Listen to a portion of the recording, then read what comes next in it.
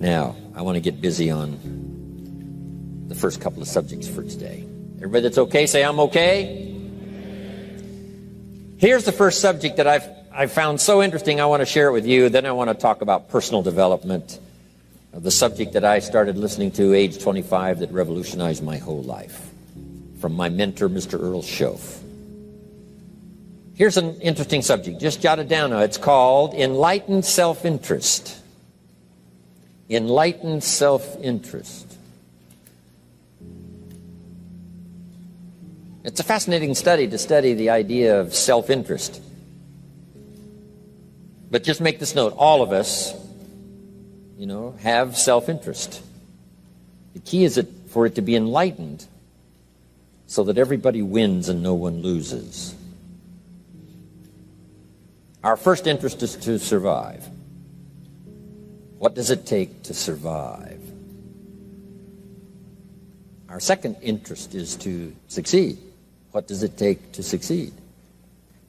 What does it take for me personally to survive and to succeed? Can I legitimately be interested enough in the things that help me both succeed and survive? And here's what I discovered. The answer is yes. It's possible to exercise self-interest, but to do it in such a way that no one loses, everyone benefits. Key phrase: life was not designed to give us what we need. Life was designed to give us what we deserve. We do not reap a harvest in the fall because we need it. We reap a harvest in the fall because we deserve it. Not necessarily from a moral standpoint. Of course, there are some moral laws as well, spiritual and moral laws. But just the basic laws that simply say if you wish to reap, you must plant. So jot this down. Reaping is reserved for the planters. And the reason they reap is because they deserve it. They're the planters. They deserve to reap. Interesting Bible phrase that says, if you keep knocking, you'll find open doors. Good phrase to jot down. If you keep knocking, you'll find open doors. Doors of opportunity. Doors of a chance to meet someone. Doors open for association. Doors open to find someone special. Doors open to find a unique business colleague. If you keep knocking, the phrase says, doors of opportunity are open to those who continually knock. So we don't find open doors of opportunity because we need them. We find them because we deserve them. Only those who knock deserve to find an open door. But the promise is, if you continually knock, you'll find doors of opportunity. It says, if you search, you will find. So make the note, it's good. Finding is reserved for the searchers because they deserve it. Now, at first they may have needed it, but they now know that just needing it is not sufficient. But if they need it, now they must qualify for it. The reason why you're going to be blessed with good ideas this weekend is because you've come searching. You've gotten on an airplane to come searching. Got in your automobile to come searching. You got here searching. Now you're ready to receive. And for those who search, they will find answers. They will find plans, imagination to stir yourself into action for future benefit. So if you search, to find a good idea, you must go looking, go searching. You've got to go to church. You've got to go to class. You've got to go to the seminar. You've got to go to the library. You've got to go to the books if you wish to find. Rarely does a good idea interrupt you. Rarely. But if you will search, you will find. So we get not what we need, but we get what we deserve. It says if you ask, someone has an answer. If you keep asking, the answers belong to you, because by virtue of asking, you have qualified. So we don't get what we need, we get what we deserve. The mother on welfare should be taught in some small manner that hopefully she can begin deserving the welfare check. Not getting it because she needs it, but now starting to get it because she deserves it. If the welfare worker says to Mary, Mary, I brought a bucket of paint and a paintbrush, and the next time I come, if the door is painted and the fence here in front is painted, I give you the check for $450. Not that painting the door and painting the fence is worth $450. It's not worth that much, but it is the beginning of the process. So make that note. I want to begin the process of deserving. What would that be? What process should I begin engaging in to deserve good health, to deserve a good relationship, to deserve prosperity, to deserve an enterprise, to deserve the opportunity to build a city? What must I do to begin the process of deserving? So now the welfare worker comes back and the door is painted and the fence is painted, and now Mary gets the $450 to help take care of her children, not because she needs it, but because she's beginning to deserve it. Then the welfare worker thinks of some other project. She said, Mary, if these weeds are gone and this little garden is cultivated, when I come back, now that the door is painted and the fence is painted, if the weeds are gone and this little garden is cultivated, you get the $450. And step by step, a new life is emerging, learning the process of deserving it, not just needing it. We teach our children at home, right? Child says, I need $10. So that language doesn't work here. There's plenty of money here, and the vaults are full. But to say I need $10 is not how you open the vault. So the child says what? Wow, how can I get that $10 that I need? So here's what they learn to say. How could I earn $10? Now the vault opens up. Now the money starts to flow. How could I earn $10? What could I do to earn the money? Not to get the money because you need it. Maybe you need the money. That's, all of us have needs. But here the key is to figure out how to open the vault, how to open the bank, how to open this unbelievable flow of resources to come our way. And here's the key: to deserve it, not to need it. You can't walk out to the field and say to the field, I need a crop. Here's what the field says. Here's what the ground says. Who is this clown that brings me his need but brings me no seed? So jot that down. Take your seed to the marketplace, not your need. Don't disclose your need to the marketplace, only your willingness. We'll talk about that a little later today. Because the marketplace is not interested in your need, but they are interested in your seed. They're interested in your willingness to work. They're interested in your disciplines. They're interested in your eagerness. They're interested in your vitality and your work ethic. That's what the marketplace is interested in. Not your need, but your seed. Okay. We get what we deserve. Old Testament God says, if you'll move toward me, I'll move toward you. See, that's how you get those occasions to meet God. You must make the move. God could say, you don't move, I don't move. You say, well, that's arbitrary. Well, when you're God, you can make it that way.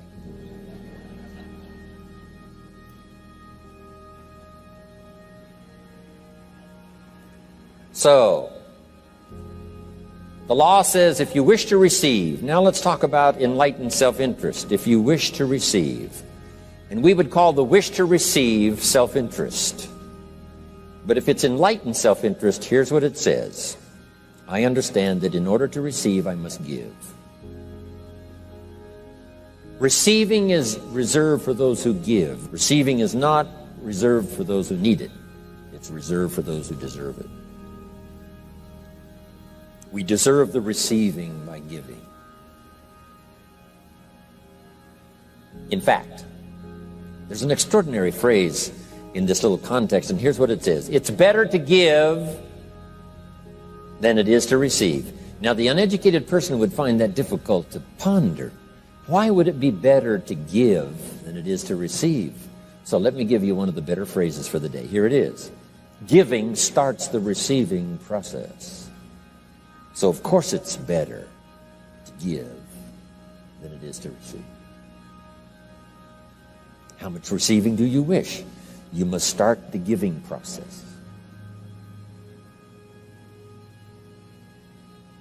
For me to receive my additional fortunes for the future, not necessarily for the money, because I don't need the money. I take the money, but I don't need the money. But here's what I do need: for someone to say a year from now, 5 years from now, Mr. Rohn, that seminar helped to change my life. And for whatever reason, I was brought here to this place for this time. And later someone says that. See, to receive that kind of thanks, it's unbelievable. Here's what you cannot buy: that kind of thanks. You can't buy it with money. You have to earn it.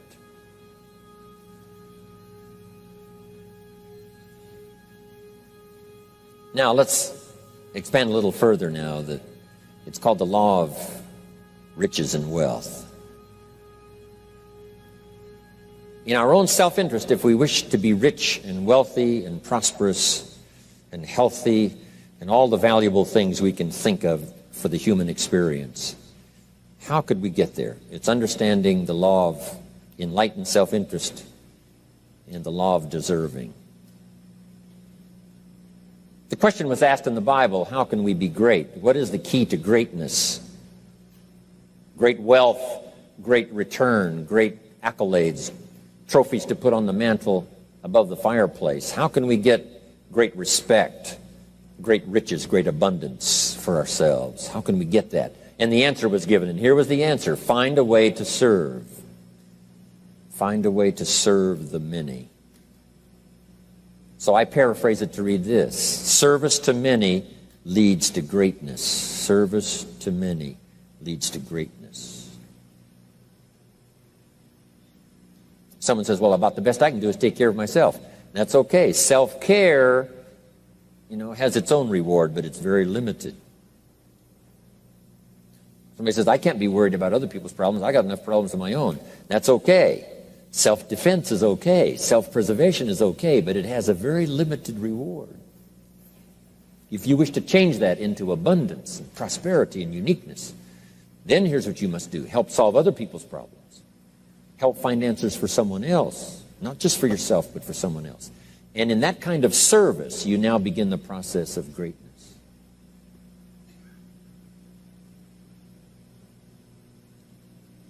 Someone asked the question, how can I be ruler over many? How could I manage a lot of people? How could I be the leader of a vast movement or enterprise? Here was the answer: nothing wrong with that wish. We call that self-interest of the highest kind. Wishing to be the manager, the ruler, wishing to be presiding over many people. Here was the answer: be faithful when the amounts are small. Be faithful when there's just a few. Be disciplined when there's only a few. That starts to entitle you to someday be ruler over many. You say, well, if I had a big organization, I'd really run it with a strong hand and I'd be a fabulous leader. But I've only got a few and I don't know where they are. See, that's not going to work. If you wish to preside over riches, you must start when the amounts are small. Someone says, oh, if I had a fortune, I'd really take good care of it, but I've only got a paycheck, I don't know where it goes. See, not knowing where it goes disqualifies you now for presiding over the fortune. We've all heard that, right? I don't know where it all goes. Did you ever hear that expression? Oh, we'd love to have you run the company. You don't know where it all goes. Somebody says, it just gets away from me. Oh, we'd love to have you run the world, right? It just gets away from you. Somebody says it's only pennies and it's only a few. Here's where you begin to qualify for abundance and riches and greatness and respect, is to be disciplined when the amounts are small. Someone finds it unique, right, that this many people would come and hear what I've got to say for a whole weekend. But this is not where I started. I started with just a few. But I was so on fire with the few, trying to translate for them in my awkward ways back then what had happened to me. My life got changed, my income got changed, my health got changed, everything got changed for the better. And now I've lived the most extraordinary life. But it started with my passion for just a few, to translate for just the few. Someone says, well, there's just a few here. You know, does this meeting matter when there's only a few? And the answer is yes. Jot this down. You never know who's in the audience, whether it's a few or 1,000 or whatever. But you got to be faithful when there's just a few. Tell your story when there's just a few. Be just as passionate about ideas that can change someone's life when there's just a few. Now you begin. You're not fully qualified, but you begin the qualification to someday speak to many. Someday preside over a vast crowd. Someday be the manager or the leader of millions. It starts in those early days to deserve it. Now, jot this down. Also give yourself a chance to change. Some things I held on to that I thought this was it, this was it. I'm telling you, after a while I gave it up, found out it wasn't it. So give yourself a chance to change. Refine your philosophy. Refine your direction. If you'll give yourself a chance to do that, here's what will happen down the road a ways. A new door will open that you haven't discovered before. Give yourself a chance to change. Reevaluate.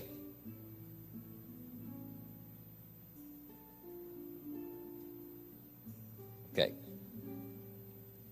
So let your library be a testimonial of your dedicated interest in accelerated personal development, that you will read whatever you have to read, you will hear whatever you must hear, and you will watch and see whatever you must see in order to make your life refined and worthwhile and achieve all of your purposes. That's what I want this stopping station to be these 3 days. Just to come here and sit for a while and listen and ponder and take notes and work hard and see if you can't absorb, get all that you possibly can here so that it will start to refine your life even before you get on an airplane and fly back to wherever you came from, before you get in your car and drive away.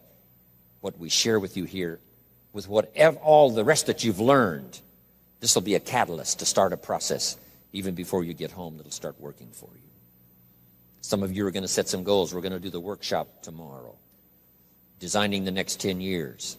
Hopefully you'll come up with some new promises, some new objectives, some new ideas. And by the time we're finished here, these 2-3 days, I'm telling you, you'll see yourself able to accomplish 2 times, 3 times, 5 times more than you ever thought was possible, which will make this cost of this seminar a small price to pay. And hopefully it'll make the time you spent here a small price to pay compared to making this an investment in your future, in what will flow in terms of money and income and return and reward and respect and dignity and accolades, trophies, all the stuff that can be yours. A marriage that lasts forever, a friendship that nourishes you forever, things that you'll find that you'll keep and treasure for a lifetime. Hopefully this is one of those weekends. It takes a lot of effort to learn. It takes a lot of effort to grow. It takes a lot of effort to decide and debate. But jot this down. It's all worth the price. Whatever stimulates you to think, whatever stimulates you to wonder, whatever stimulates you to react or even to debate, even if you hear something you say, well, that's not right, see, that's still valuable. It means you're awake. It means you're alert. It means you're alive. It means your mind is ready to take on something, whether it's agreeable or not agreeable. Something right, something wrong. Who cares what it is? We've got to listen to a variety of voices. And some are going to come from the left and some are going to come from the right. And some are going to come from mysterious sources.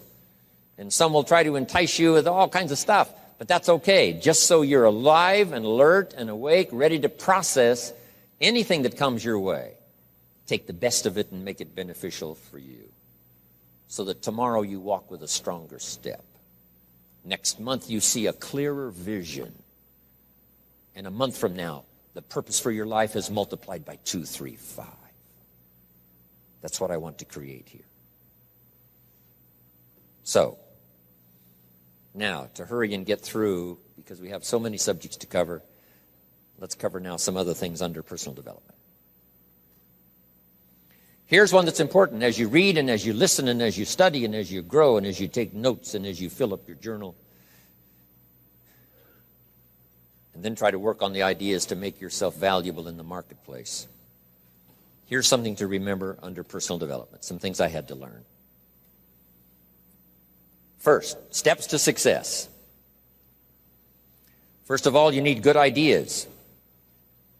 Just decide right now you're going to accelerate your plan for collecting good ideas.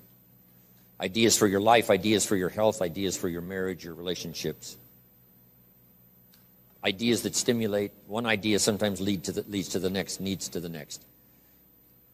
And the 4 or 5 ideas in the future that really thrust acceleration into your life, you couldn't have gotten unless you went through the first one and the second one and the third one.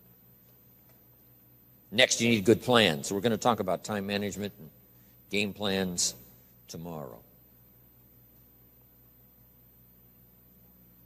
You need a good health plan. Traveling around the world, you can imagine the kind of health plan I have to have. If I didn't have a superb, extreme, got to underline the word extreme, if I didn't have a superb, extreme health plan, do you think I could travel all over the world? People look at my calendar and say, impossible. I'm the only one that can do it. Everyone else is too young. Incredible. But I've got to be extremely healthy. I can't let up at all in terms of diet and nutrition, exercise, all that stuff in order to stay healthy. So a good health plan, a good family plan. Here's a good one, a good marriage plan. Some people just go along married with their fingers crossed. You've got to have a better plan than that. Some are whistling in the dark, hoping everything will work out. Not a good plan. You need a good plan for how to use the day. We'll talk about that tomorrow. Best kept secret of the rich, how to use your time. A good plan to meet the right people over the right amount of time to stimulate your life. You need a game plan for lifestyle. We'll talk about that later. So to succeed, we need good ideas and good plans. Here's the next. We have to learn to handle the passing of time. Because all of this takes time to learn, to grow, to change. Getting through the seasons takes time. The spring has a certain amount of time. The summer has time. The harvest has time. The winter has time. Learning to handle the passing of time. Jot this down if you're involved in business. You've got to give your project time. You've got to give your people time. Give people a chance to learn, chance to grow, chance to change. One of the great requirements, especially in such an industrialized, busy, mad, dashing society, and that is to have people patience. First, we exercise it with our children and our family. Getting people to work together, got to have patience, even with your family. If you're involved with independent people, it's a challenge. It's like herding cats, trying to get them to work together.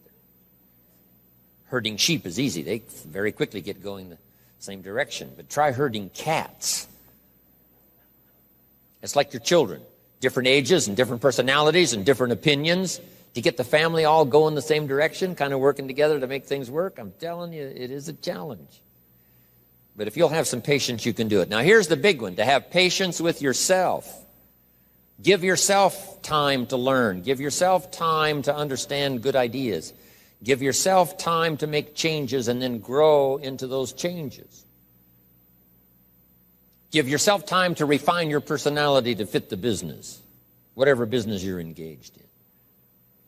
In some you may have to speak up a little stronger, and some you may have to calm down just a little bit more. Just learn to refine your personality and your temperament to suit. All of us can do that, but it takes time. Have patience with yourself. We had to do that from the beginning. Learning to tie the shoestrings of your shoes. If you tried a couple of times and says, I'll never learn this, it's over. Say, no, you can't go through life with your shoes untied. Come on. Some people, maybe it happens for them a little quicker than others. Some people get the hang of it almost overnight. Someone else, it takes a little longer. If it takes you a little longer, have patience with yourself. Because patience has its own reward. Patience is a virtue of the extraordinary kind. We have to have patience with our employers. We have to have patience with government officials. You've got to have patience with IRS. You've got to have patience with the Army. You've got to have patience with the FBI. Here's a good thing to remember while you're exercising patience. Usually enough good people will finally make it right. You just got to jot that down. Usually enough good people will finally make it right. Not everyone in the community is going to toe the line and do the moral thing. But let me tell you what, most will. That's how we create a society that we can live in. Most will. Every teenager will not obey all the rules and regulations and live a model life. Not everyone will, but jot this down. Most will. Enough will. When the good Lord recruited 12, not every disciple, not every one of the 12, but it was enough of the 12 to start a movement that's lasted for 2,000 years. Not everyone, but enough will. There's only been a couple of exceptions to that rule. One was the story of Sodom and Gomorrah. God was going to destroy Sodom and Gomorrah for their evil ways. Abraham had a friend that lived there. And Abraham implored and said, God, if I can go to Sodom and Gomorrah and find 50 righteous people, will you spare the city? And God said, Abraham, you've been such an excellent friend of mine. Yes, I'll spare the city if you can find 50. So he searches the city, can't find 50 good people. Comes back and says, Lord, would you take 40? God says, Abraham, for you, come on, I'll do it. If you can find 40. So he searches for 40, can't find 40. And he comes back and says, would you take 30? Good Lord says, Abraham, only for you will I reduce it to 30. Can't find 30. Can't find 20. Abraham said, this is my last request. Would you take 10? God said, only for you, Abraham. So he went searching for 10, and you know the story. Couldn't find 10. That's the exception to the rule. So he said, Abraham, get your friend Lot and his family out of there because the end has come. But that's the exception to the rule. So jot down the general rule. Most will. In a civilized society, most will obey the rules. In government, most will. Not every senator will, but what? Enough will to build a stable government and a future. Not everyone in the armed forces will, but enough will. Not everyone in the community will, but enough will. Not every teenager in this high school will, but I'm telling you, the most will. And that's how we survive in a civilized society, because most will. And that's a good feeling to know. Most will. Okay. So have patience. Next, under personal development, is learning to solve problems.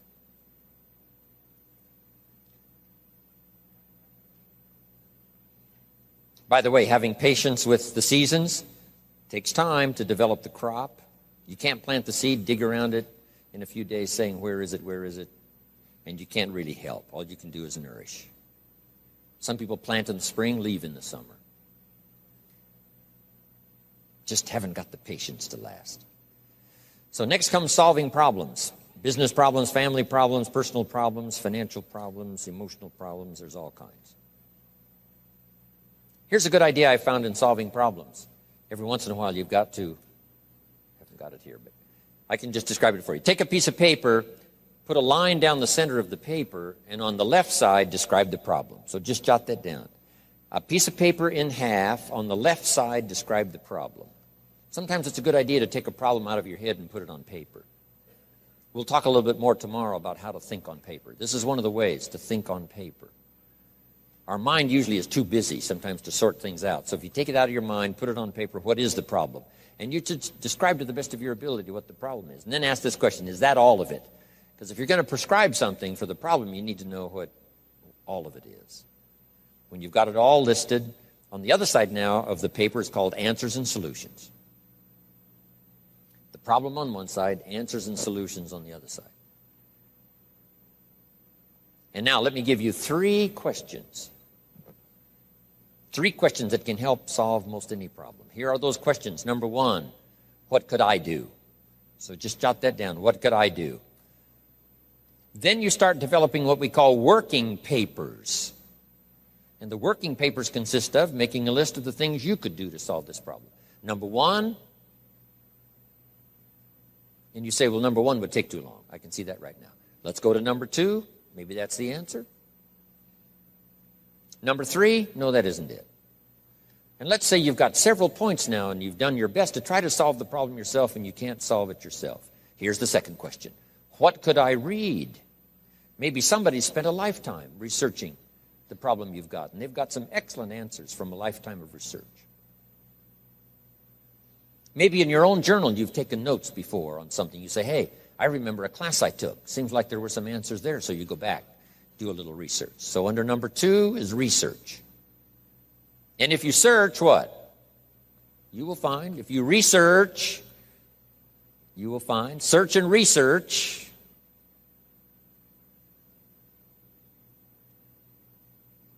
Now, research as soon as possible, because if the problem is severe, you don't want to wait till too late. My friend Kenny comes to me and says, he just lost a beautiful lady, fabulous lady. They got a divorce. She was really something. Then after his divorce, he comes to me and says, it's over. But he says, something strange. He said, I found a book in my own library that I think would have saved my marriage if I had read it before my divorce. And it was a book entitled How to Live with Another Person. He said, I should have read that book a long time ago. He finally read it, but it was a little late. It's like reading a book on nutrition after you've had a heart attack, right? I mean, that's good. That is good. But gosh, it's so much better to read it before. Spare yourself the agony and the lost time and maybe the loss of your life. Now, if you tried to solve it yourself and you can't solve it and you've researched and it doesn't seem like you've got the answer, here's number three. The third question is, who could I ask? Is there someone around me that might have the answer to my problem? Now, under that, put this. Don't ask first now. Try to solve it yourself. Develop some working papers. What you think you might do, that still isn't it. Here's some books I've read. This guy's crazy. This guy, no answers, haven't got it. Now I ask. But if you now can show your working papers to who you ask, you can't believe how swift the answer will come. All of us have heard this, but let's remind ourselves one more time and put it in your notes. We all love to help people who, first of all, try to help themselves. Back to the philosophy of deserve. I've tried to work it out, haven't got the answer. Maybe you can help me. Somebody is very willing to help you if they know you've tried first to help yourself. It works that way with our children, right? My daughter Linda, before she got married, used to travel a lot. She comes to me and said, Daddy, I'm headed for Thailand. I said, wonderful. She said, I've saved up my money. I said, fantastic. She said, I've got $1,000. I said, wonderful. She said, the kids wanted to go here, wanted to go there. I didn't go. They wanted to buy this, wanted to buy that. I didn't buy. I got my money put aside, $1,000. I said, Linda, unbelievable. You must be my daughter. That's fantastic. Now, she said, to make the trip, I only need a couple of thousand more. An easy 2,000, right? But she knew she couldn't get the whole three. But she knew that if she worked hard to the best of her ability and put that first 1,000 together, the next two was easy, right? Okay. So, develop your working papers. Do your best to solve problems. Here's why you try to solve it on your own first. You need the mental and emotional muscle. You need the discipline. If you just quickly go to the answer, somebody that's got it, now you're not developing the muscle. You're not developing the discipline to solve your own problems, because there may come a day when there's no one else to ask. So you need the rhythm of learning, the rhythm of trying, the rhythm of seeing if you can do it first to build the emotional, mental muscle.